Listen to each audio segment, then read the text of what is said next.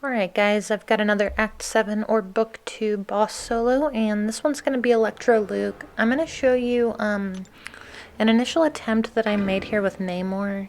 Namor can do it. I don't think he's the best option. He, because of the miss mechanic in this fight, so basically every 10 hits you're going to get a falter on you. It's very difficult to get your specials off against this guy. You have to be super careful, and ultimately I'm just going to get impatient. I'm going to make a mistake. So you can see there I'm faltering, so I can't hit into him. Now I'm going to wait. I'm going to do 10 more hits, and I'm going to build up to my special 3 here.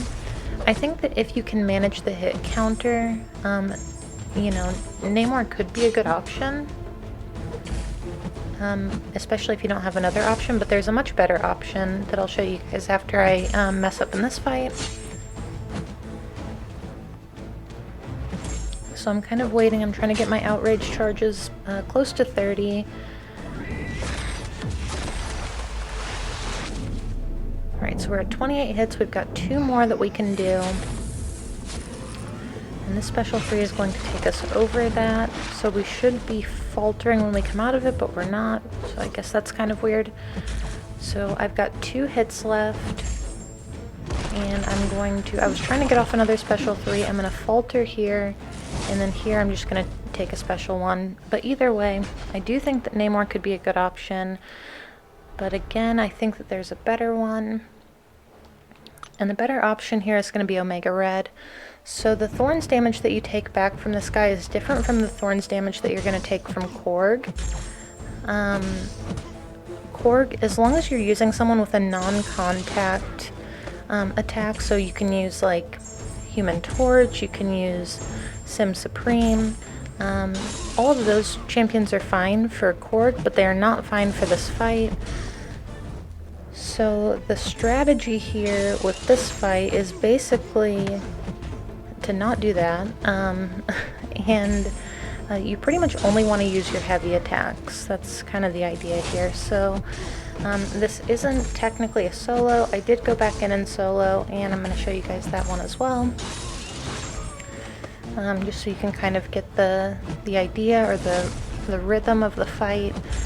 So I'm kind of waiting out for my degen to end and trying to time my heavies along with that. Omega has a 2-part heavy, and you only want to hit him with your tentacle attacks.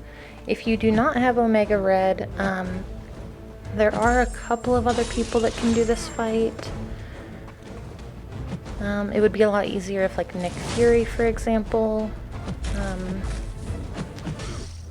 you know, if he could bleed this guy, but unfortunately he can't.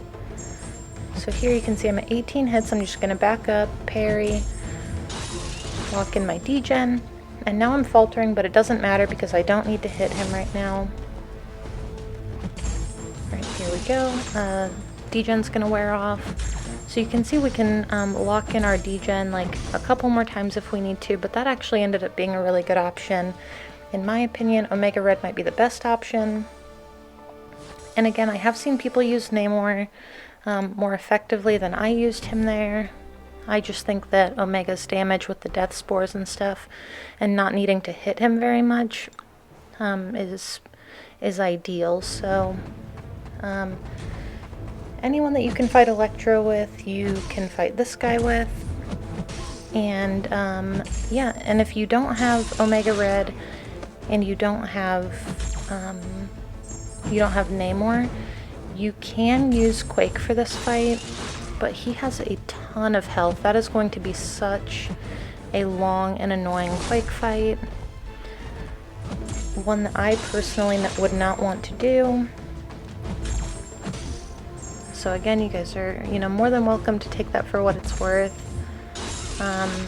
You know, if this guy could bleed, Archangel would be a good option as well, but I don't think that this guy can bleed, since he's Electro and Luke Cage mixed together. But this was my second time going in. You can see that I had a much better idea of what I was supposed to be doing, the best way to manage my hits. And eventually my spores are pretty much going to fall off. I'm going to be down to 10 spores. and it's not going to be a big deal at all. So yeah, right here they fall off. I'm just going to hit him once. I don't want to falter in the middle of my heavy attack, which is something that I did in the last fight. If you can keep your combos like even, if you can keep them in multiples of 2, that is ideal if you're going to be using Omega. And a 5-star Omega could do this easily. I just lost all my spores, so this is going to take way longer than it needs to.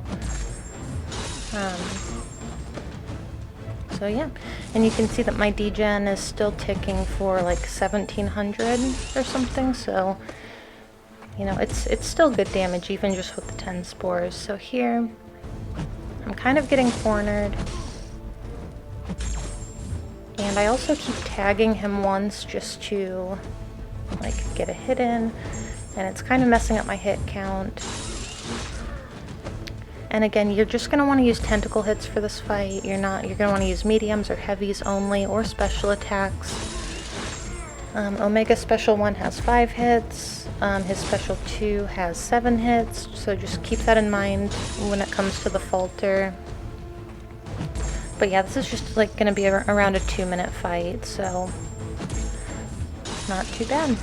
And again, I think that the best options for this fight, let me know if you guys can think of any others, but I kind of just like scrolled through my ranked up 5 stars and 6 stars, and I think that the best options are going to be Omega Red, Namor, if you can manage the hit counter okay, and I guess you could also use Gwenpool and just get her combo up.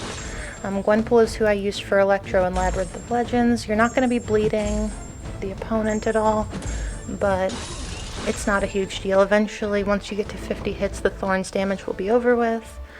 So that might be a good idea. If you have like a 5-star Sig 200 Black Widow and bring Quake to get the ability accuracy up a little bit higher, that would be a good option. Pretty much anyone that can reduce ability accuracy or bypass Thorns damage that doesn't rely on bleed should work fine here. So anyway, thank you guys for watching, and I will see you in the next one.